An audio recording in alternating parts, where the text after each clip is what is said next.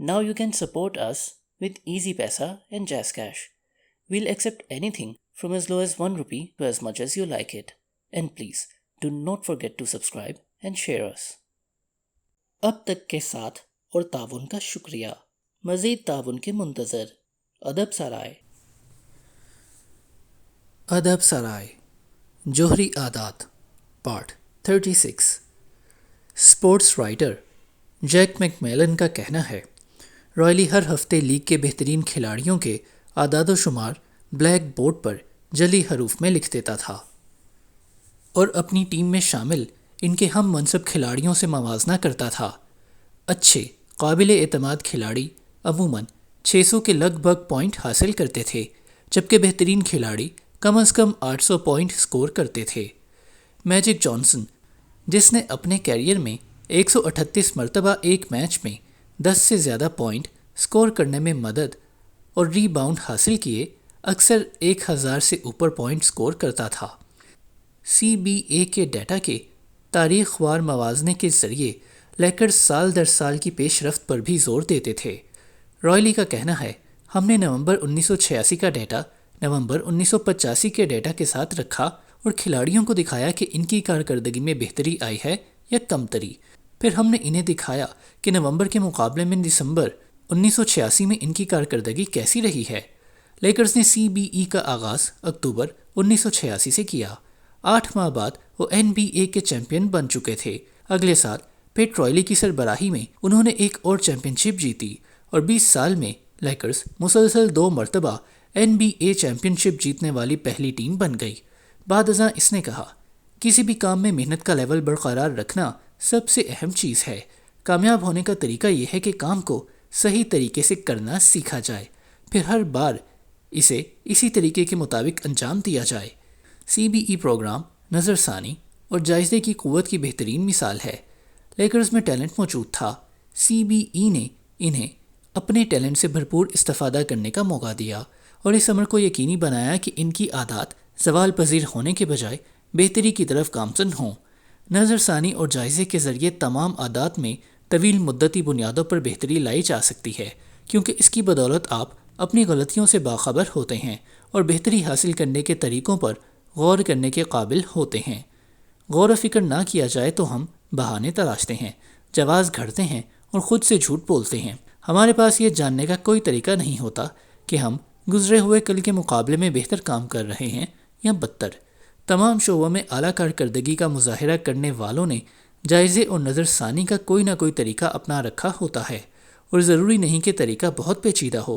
Kenya से ताल्लुक़ रखने वाला रनर एलोइड कपचोगे तारीख़ के अजीम तरीन मैराथन रनर्स में शामिल है और ओलंपिक गोल्ड मेडल जीत चुका है.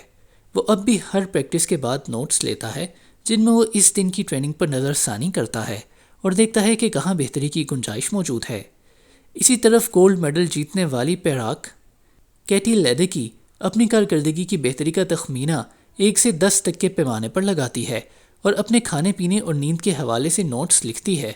वो इस बात का रिकॉर्ड भी रखती है कि दूसरे पैराकों ने अपने चक्कर कितनी देर में मुकम्मल किए. हर हफ्ते के आखिर पर इसका कोच इन नोट्स को पढ़ता है और इनमें अपने ख़यालात का इजाफा करता है. बात सिर्फ खिलाड़ियों तक महदूद नहीं. कॉमेडियन क्रिस रॉक जब ताज़ा मटेरियल तैयार कर रहा होता है तो वो पहले दर्जनों मरतबा छोटे छोटे नाइट क्लबों में परफॉर्म करता है और सैकड़ों लताइफ सुनाकर इनकी आजमाइश करता है. स्टेज पर वो अपने साथ एक नोट पैड लेकर आता है और लिखता है कि कौन से लतीफ़ों पर अच्छा रद्द अमल मिला और कहाँ इसे इस्लाह की ज़रूरत है. जिन चंद फ़िक्रों पर सबसे ज़्यादा रद्द अमल मिलता है वही इसके नए शो में जगह बना पाती हैं. मैं ऐसे एग्जीक्यूटिव और सरमायाकारों को जानता हूँ जो फ़ैसलों का रोज़ामचा बनाते हैं और इनमें हर हफ्ते के बड़े बड़े फ़ैसलों का इंतराज करते हैं, साथ ये कि उन्होंने ये फ़ैसले क्यों किए और इनसे वो क्या नताइज हासिल करने की तवक्का रखते हैं. हर महीने के आखिर पर वो अपने फ़ैसलों पर नज़रसानी करते हैं ताकि देख सकें कि कहाँ उन्होंने दुरुस्त फ़ैसला किया और कहाँ इनसे गलती हुई. बेहतरी लाने का ताल्लुक़ महज आदत को सीखने से नहीं होता, बल्कि इनकी मज़ीद फ़ाइन ट्यूनिंग करने से भी होता है.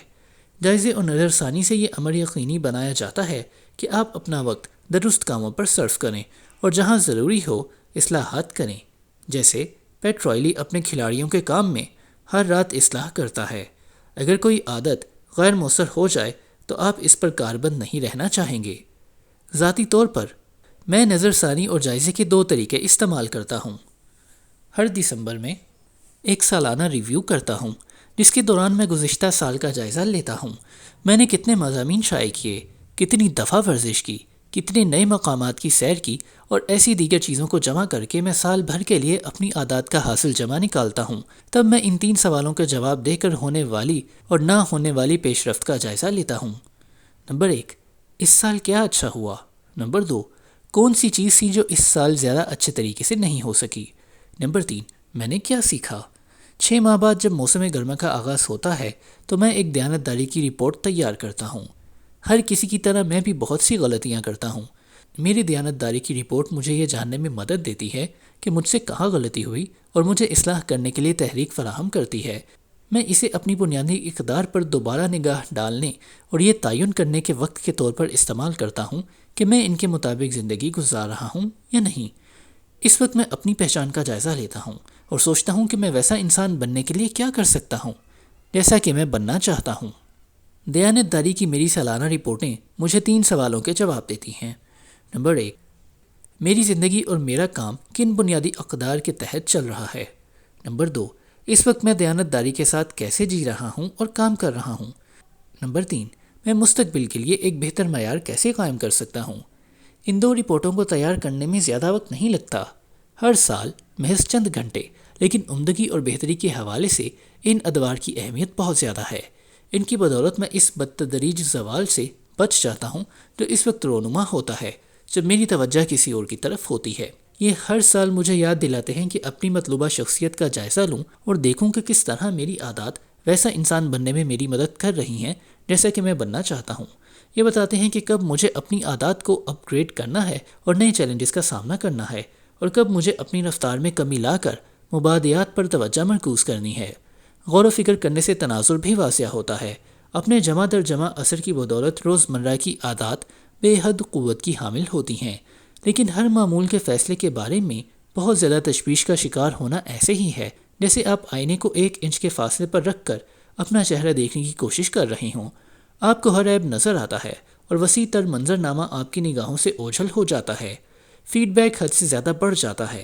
اس کے برعکس اگر اپنی عادات کا کبھی جائزہ لیا جائے تو یہ ایسے ہی ہے جیسے کبھی آئینہ نہ دیکھا جائے۔ آپ کو وہ نقائص بھی نظر نہیں آتے جن کی آسانی سے اصلاح ہو سکتی ہے۔ شرٹ پر ایک داغ، دانت میں پھنسا ہوا خوراک کا ریزہ، فیڈ بیک حد سے کم ہو جاتا ہے۔ کبھی کبھار کا جائزہ اور نظر ثانی ایسے ہی ہے جیسے آپ مناسب فاصلے سے آئینے میں اپنا جائزہ لیں۔ وسیع تر منظر نامے کو نگاہ میں رکھتے ہوئے آپ دیکھ لیتے ہیں کہ کہاں کہاں تبدیلی کی ضرورت ہے۔ آپ پورے پہاڑی سلسلے کو دیکھنا چاہتے ہیں، ہر چوٹی اور وادی پر اٹکنا نہیں چاہتے۔ آخری بات، جائزے اور نظر ثانی سے رویے کی تبدیلی کے اہم ترین پہلوؤں میں سے ایک یعنی پہچان پر دوبارہ نگاہ ڈالنے کا موقع مل جاتا ہے۔ پابہ زنجیر کرنے والے عقائد و نظریات سے نجات۔ ابتدا میں اپنی مطلوبہ پہچان کے شواہد حاصل کرنے کے لیے عادت کی دہرائی بنیادی اہمیت کی حامل ہوتی ہے۔ تاہم اس پہچان پر گرفت حاصل کر لینے کے بعد یہی عقائد و نظریات آپ کو نشوونما کی اگلی منزل تک پہنچنے سے روک سکتے ہیں۔ جب پہچان آپ کے خلاف جانے لگتی ہے تو یہ آپ میں ایک طرح کا فخر پیدا کر دیتی ہے جس کے تحت آپ اپنی کمزوریوں سے نگاہیں چرانے لگتے ہیں، اور یوں یہ آپ کی حقیقی نشوونما کی راہ میں رکاوٹ بن جاتی ہے۔ یہ عادات تشکیل دینے کے سب سے منفی پہلوؤں میں سے ایک ہے۔ کوئی خیال ہمارے لیے جتنا زیادہ مقدس ہوگا، مطلب یہ کہ ہماری پہچان سے اس کا تعلق جتنا زیادہ مضبوط ہوگا، ہم اتنی ہی شدت سے اس پر ہونے والی تنقید کا جواب دیں گے۔ یہ آپ کو ہر انڈسٹری میں ہوتا ہوا نظر آتا ہے۔ وہ اسکول ٹیچر جو تدریس کے جدت طراز طریقوں کو نظر انداز کرتی ہے اور اپنے آزمودہ طریقوں پر کاربند رہتی ہے، تجربہ کار مینیجر جو معاملات اپنے طریقے سے چلانے پر بضد ہوتا ہے، سرجن جو اپنے کم عمر ساتھیوں کی تجاویز کو رد کر دیتا ہے، میوزک بینڈ جو ایک بہترین پہلی البم تیار کرتا ہے اور پھر اسی پر پھنس کے رہ جاتا ہے۔ ہم کسی پہچان کو جتنی سختی سے پکڑتے ہیں، اس کی حدود سے ماورا ہو کر نشوونما پانا اتنا ہی مشکل ہو جاتا ہے۔ ہم کسی پہچان کو جتنی سختی سے پکڑتے ہیں، اس کی حدود سے ماورا ہو کر نشوونما پانا اتنا ہی مشکل ہو جاتا ہے۔ اس سے بچنے کا ایک طریقہ یہ ہے کہ اپنی پہچان کے کسی ایک پہلو کو اپنی شخصیت کا غالب حصہ نہ بنایا جائے۔ سرمایہ کار پال گراہم کے الفاظ میں، اپنی پہچان چھوٹی رکھیے۔ ایک مخصوص عقیدے کو آپ اپنی زندگی میں جتنی زیادہ جگہ دیں گے، زندگی کی طرف سے کوئی چیلنج سامنے آنے پر اس کا مقابلہ کرنے میں اتنے ہی کمزور پڑیں گے۔ کسی مخصوص پوزیشن یا عہدے سے آپ کی وابستگی جتنی زیادہ ہوگی، اس سے محروم ہونے پر آپ کو اتنی ہی تکلیف ہوگی۔ اگر آپ نبات خور، ویگن ہیں اور کسی جسمانی عارضے کی وجہ سے آپ کو خوراک تبدیل کرنے پر مجبور ہونا پڑتا ہے، تو آپ شناخت کے بحران کا شکار ہو جائیں گے۔ جب آپ کسی ایک پہچان سے بہت زیادہ وابستہ ہو جاتے ہیں تو آپ بھرے ہو جاتے ہیں۔ وہ ایک چیز ہاتھ سے نکلی تو اپنا آپ بھی ہاتھ سے نکل جاتا ہے۔ نوجوانی کے زیادہ تر ایام کے دوران ایتھلیٹ ہونا میری پہچان کا ایک بڑا حصہ تھا۔ بیس بال کا کیریئر ختم ہوا تو مجھے خود کو ڈھونڈنے میں دشواری ہوئی۔ جب آپ اپنی ساری زندگی خود کو ایک پہچان تک محدود رکھنے میں گزار دیتے ہیں اور وہ پہچان ختم ہو جاتی ہے تو پھر آپ کون ہوتے ہیں؟ سابق فوجی اور سابق کارجو بھی ایسے ہی احساسات کا ذکر کرتے ہیں۔ اگر آپ کی پہچان کسی ایسی سوچ سے وابستہ ہے کہ میں ایک بہترین فوجی ہوں، تو ریٹائرمنٹ کے بعد کیا ہوتا ہے؟ کئی کاروباری افراد کے لیے ان کی پہچان کچھ یوں ہوتی ہے: میں ایک CEO ہوں یا میں ایک بانی ہوں۔ اگر آپ نے ساری زندگی اپنے کاروبار پر محنت کرتے گزاری ہے تو اس کے ہاتھ سے نکل جانے کے بعد آپ کیسا محسوس کریں گے؟